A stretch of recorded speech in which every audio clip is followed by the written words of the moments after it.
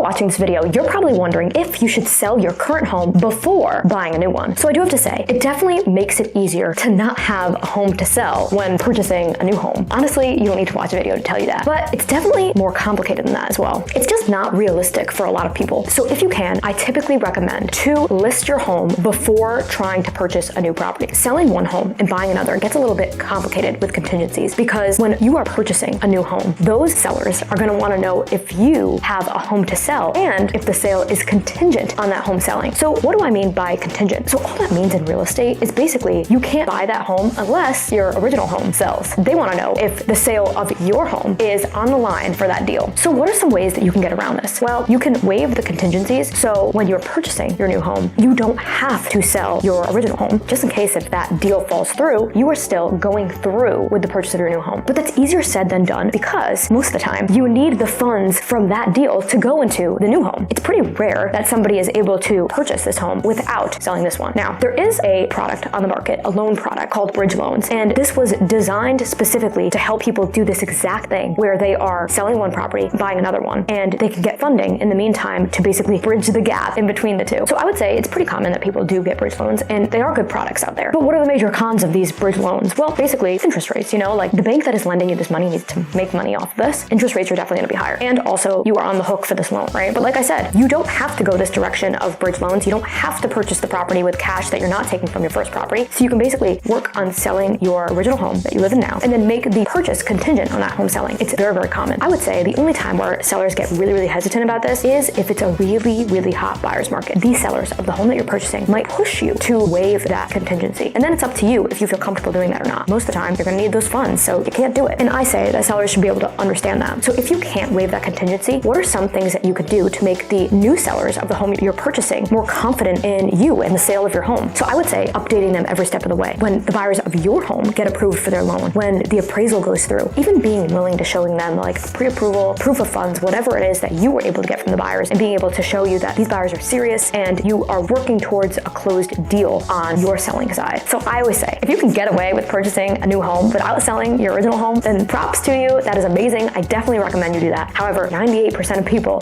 can't do that, and it's very understandable. Or even if they can do that, sometimes people just don't want to do that. They don't want to hold two assets. So there are ways to do it. I would say put your home on the market before looking for new homes. That way you already have a buyer in place and a contract signed. Now, there are some homeowners that do not want to put their home on the market until they know that they have a home that they want to purchase, because they're afraid that their home goes into contract, someone's ready to buy it, but then they have nowhere to go. This is a very, very, very common fear people have. So they come to me and they're like, okay, I want to start looking for homes first before putting it on the market, because what if I can't find a home? I know this is a common fear, and you might be thinking that right now, but at the same time, you have to put yourself in that seller's shoes. Why would they accept your offer versus somebody else's that didn't have a home to sell? If your home's not even on the market, yet you're already making the sale contingent on your home selling, that's not even on the market. You can only imagine that those sellers are going to feel like you're not serious, or you're not going to be able to move quick enough for their liking. Now, there are some sellers that are okay with that, and they do understand, but you basically have to hope that those sellers do understand your situation. And that's why I always say it's best to put your home on the market first before looking at homes to sell. What can you do? You can basically, if you know that you're getting ready to sell and you do want to purchase something else, I would say start looking at the market in the areas that you're interested in, and start seeing if there are homes that are coming on the market that could work for you. Now, if you're looking for that needle in a haystack home, this could be a little bit difficult. But if you're looking for very common homes in the market that you're looking at, and the price seems like something that you can work with, then it is safe for you to be able to put your home on the market, and then at the same time work towards buying that new home while you're already getting into contract with potential buyers of your home. But like I said, if you're looking for that needle in a haystack home, this strategy is going to be very tricky, because now if you do go into contract on your home, you're waiting for that needle in a haystack property to come on the market to buy. So that's when it gets really, really difficult. So just be realistic and think about what exactly you want. Now, also remember, I know that a lot of people do not like to rent because they feel like it's throwing money away, but there is always an option to rent. Sometimes what I do is I help people sell because equity is at an all-time high for their property, and they basically want to cash out on their equity, and then help them get a rental for maybe a year, 2 years, and then they go on to purchase. It's very, very common actually. And I do think sometimes that it does make the stress of selling your property way, way, way less, because now you know you can just get a rental. And typically in a lot of markets, there are a lot of rentals to pick from. I hope that helped you figure out if you should sell your home before buying a new one. I know it's complicated. It's not easy, but I do promise that all these situations are really, really common, and we deal with them all the time. So I'm always here to help answer your questions. Now, if you guys do have any questions about this topic, I would love to hear them in the comments. Or if you have experience selling a home and buying a new one at the same time, I would also love to hear your experience, because because I really do think that you guys sharing your experiences help other people in the comments as well. And as always, I just love hearing from you guys.